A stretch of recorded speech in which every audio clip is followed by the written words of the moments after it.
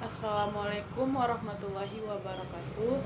Pertama-tama marilah kita panjatkan puji syukur kehadiran Allah Subhanahu wa taala, yang mana pada kesempatan kali ini kita masih diberikan nikmat kesehatan sehingga kita dapat mengikuti perkuliahan secara biasa walaupun kita dalam keadaan online. Salawat berta salam tak lupa pula kita hadiahkan kepada Nabi besar Muhammad Sallallahu Alaihi Wasallam dengan mengucapkan Allahumma sholli ala Sayyidina Muhammad wa ala ali Sayyidina Muhammad. Baiklah, di sini kami dari kelompok 6 yang beranggotakan Lydia Yohana, Rati Purwaningrum, Nur Hasna Putri, dan saya Tri Lestari Agus Nuryanti. Baiklah, di sini kami akan melakukan praktikum fisiologi hewan mengenai respon refleks manusia. Baiklah, yang pertama Nur Hasna Putri akan menyampaikan materi mengenai respon refleks manusia. Kepada Nur Hasna dipersilahkan. Tujuan dari praktikum ini adalah untuk mempelajari reaksi-reaksi pada beberapa bagian tubuh sebagai akibat dari rangsangan. Gerak refleks adalah gerak yang dihasilkan oleh jalur saraf yang paling sederhana. Jalur saraf ini dibentuk oleh sekuen neuron sensor, interneuron, dan neuron motor yang mengalirkan impuls saraf untuk tipe refleks tertentu. Gerak refleks yang paling sederhana hanya memerlukan dua tipe sel saraf, yaitu neuron sensor dan neuron motor. Gerak refleks disebabkan oleh rangsangan tertentu yang biasanya mengejutkan dan menyakitkan. Gerak refleks terjadi apabila rangsangan yang diterima oleh sel saraf sensori langsung disampaikan oleh neuron perantara atau neuron penghubung. Secara sederhana, gerak refleks di tubuh sebenarnya terjadi apabila ada rangsangan atau stimuli yang diterima oleh sel saraf atau neuron di tubuh kita. Suhu panas atau tetesan air yang masuk ke mata adalah contoh stimuli.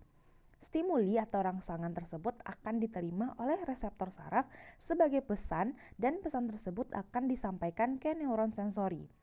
Lalu neuron tersebut akan memberikan informasi ke otot bahwa rasa panas tersebut harus dihindari dengan gerakan. Semua itu terjadi hanya dalam waktu kurang dari 1 detik. Untuk mengetahui lebih lanjut mengenai gerak refleks, saksikan video berikut ini ya. Terima kasih kepada Nur Hasna Putri yang telah menyampaikan sedikit materi mengenai respon refleks pada manusia. Baiklah, di sini kami akan melaksanakan praktikum dan di sini kami menggunakan beberapa praktikum ya tentang refleks manusia ini. Ada beberapa. Yang pertama itu ada refleks pada pupil, yang kedua refleks pada pupil secara tiba-tiba, yang ketiga refleks akomodasi pandang, yang keempat refleks menelan, yang kelima refleks telapak tangan, yang keenam refleks patella, yang ketujuh refleks telapak kaki, dan yang terakhir yaitu refleks bersin. Baiklah, yang pertama akan dipraktikkan mengenai pupil dan pupil secara tiba-tiba yang akan disampaikan oleh Lydia Yohana. Kepada Lydia Yohana dipersilahkan. Untuk kegiatan yang pertama yaitu refleks pada pupil. Langkah kerjanya, tutup kedua mata selama 1 atau 2 menit, lalu buka mata dengan cepat dan perhatikan bentuk pupil.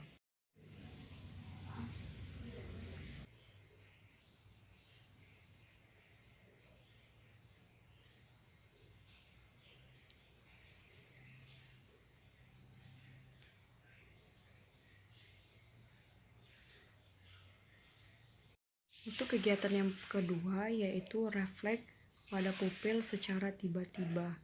Langkah kerjanya, perhatikan kornea, pupil dan kelopak mata ketika mata disinari oleh cahaya.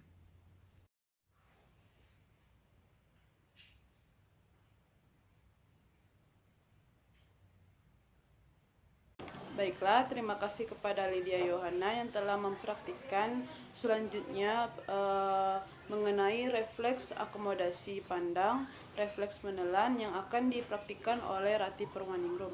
Kepada Rati Purwaningrum dipersilahkan. Assalamualaikum warahmatullahi wabarakatuh. Selanjutnya gerak refleks yang ketiga adalah gerak akomodasi pandang. Nah, caranya hadapkan mata pada benda dekat dan jauh.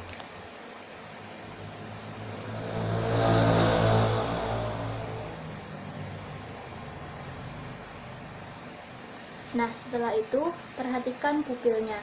Dan selanjutnya gerak refleks yang keempat adalah gerak menelan. Nah, pertama coba telan saliva. Nah, selanjutnya minum air dan telan saliva kembali. Nah, selanjutnya coba perhatikan apa perbedaannya. Baiklah, terima kasih kepada Rati Purwaningrum yang telah melakukan praktikum mengenai refleks akomodasi pandang dan refleks menelan.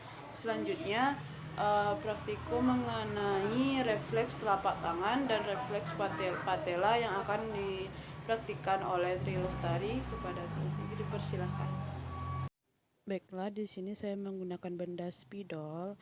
Langkah kerjanya, jatuhkan benda pada telapak tangan dan perhatikan refleks telapak tangan terhadap benda tersebut. Selanjutnya, refleks pada patella. Duduki kursi dengan kaki menggantung.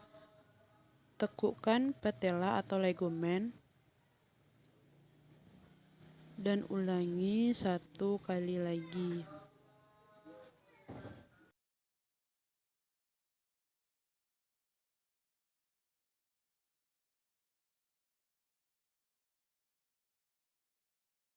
Baiklah, terima kasih kepada Tri yang sudah mempraktikkan. Baiklah, selanjutnya praktikum terakhir yaitu mengenai refleks telapak kaki dan refleks bersin yang akan dipraktikkan oleh Nur Hasna Putri. Kepada Nur Hasna Putri, dipersilahkan. Gelitik telapak kaki dan perhatikan gerak refleks pada jari kaki. Pada saat terjadinya bersin, kita akan mengamati aksi kelopak mata, bahu, leher, dan kepala. Baiklah, terima kasih kepada Nur Hasna Putri yang sudah mempraktikkan mengenai refleks telapak kaki dan refleks bersin. Baiklah, selanjutnya mengenai kesimpulan yang dari praktikum kita pada hari ini yang akan disampaikan oleh Rati Purwaningrum dan Lydia Yohana. Kepada Rati Purwaningrum dan Lydia Yohana, dipersilahkan. Pada kegiatan yang pertama yaitu refleks pada pupil. Melalui kegiatan ini menunjukkan adanya perbedaan penambahan diameter pupil pada saat membuka mata setelah mata ditutup selama 2 menit. Sehingga pupil terlihat membesar. Ini diakibatkan oleh otot sirkuler berelaksasi dan otot radial berkontraksi untuk mengatur cahaya yang masuk. Setelah beberapa detik kemudian, diameter pupil kembali normal. Dan pada yang kegiatan yang kedua yaitu refleks pada pupil secara tiba-tiba, yaitu melalui kegiatan ini menunjukkan mata yang terkena cahaya memberikan refleks, yaitu dengan mengecilnya pupil karena pupil menyesuaikan intensitas cahaya yang masuk. Kegiatan yang ketiga yaitu refleks akomodasi pandang. Melalui kegiatan ini menunjukkan pada cahaya yang cukup terang dapat melihat suatu objek yang berjarak kira-kira 7 meter.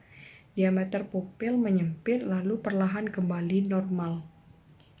Kemudian saat mengalihkan pandang pada objek dengan kira-kira jarak 22 cm, pupil sedikit melebar karena adanya daya akomodasi mata diatur melalui saraf parasimpatis. Perangsangan saraf parasimpatis dapat menimbulkan kontraksi otot siliaris yang selanjutnya akan mengendorkan ligamen, lensa, dan meningkatkan daya bias. Dan kegiatan yang keempat yaitu refleks menelan. Melalui kegiatan ini menunjukkan pada saat menelan saliva sebelum dan sesudah meminum air, rasanya lebih mudah ketika menelan saliva setelah meminum air. Karena dengan adanya produksi saliva yang secara tidak sadar, di mana menurunnya sekresi saliva yang diatur oleh saraf otonom yaitu saraf simpatik. Sedangkan Menelan air lebih mudah karena tidak dipengaruhi oleh kerja saraf otonom, tetapi merupakan gerak sadar. Yang kelima, refleks telapak tangan. Ketika dilempar oleh benda, tangan akan refleks menghindar. Hal ini dikarenakan manusia memiliki sistem saraf yang dapat menghantarkan stimulus ke otak sehingga menimbulkan respon. Nah, selanjutnya yang keenam, refleks patella. Ketika diraba, patella naik ke atas dan memberikan refleks seolah-olah menendang. Nah, refleks pada patella ini disebut juga dengan refleks sumsum tulang belakang karena saraf penghubungnya terletak di dalam sumsum tulang belakang. Nah, selanjutnya yang ketujuh, refleks telapak kaki. Nah, ketika telapak kaki kita digelitiki, maka jari-jari akan ikut bergerak. Nah, hal ini disebabkan oleh gerakan refleks yang berasal dari sumsum tulang belakang. Nah, apabila rangsangan dengan kekuatan tertentu diberikan pada membran sel saraf, membran akan mengalami perubahan elektrokimia dan perubahan fisiologis. Nah, yang selanjutnya adalah yang kedelapan, refleks bersin. Ketika bersin, tanpa sadar kita akan menutup mata. Nah, hal tersebut itu adalah refleks yang berkaitan dengan struktur anatomi manusia, di mana ada sebuah lubang kecil yang bernama ductus nasolacrimalis yang menghubungkan mata dengan hidung. Agar benda asing tersebut tidak masuk ke lubang tersebut, maka terjadilah kontraksi sepanjang hingga ujung ductus nasolacrimalis. Nah, maka efeknya akan kita pun terpejam ketika bersin. Baiklah, terima kasih kepada Lydia Yohana dan Rati Purwaningrum yang telah menyampaikan kesimpulan dari praktikum kita pada hari ini. Baiklah, mungkin hanya sekian praktikum yang dapat kami sampaikan. Lebih dan kurang kami mohon maaf. Kami dari kelompok 6 izin undur diri. Wassalamualaikum warahmatullahi wabarakatuh.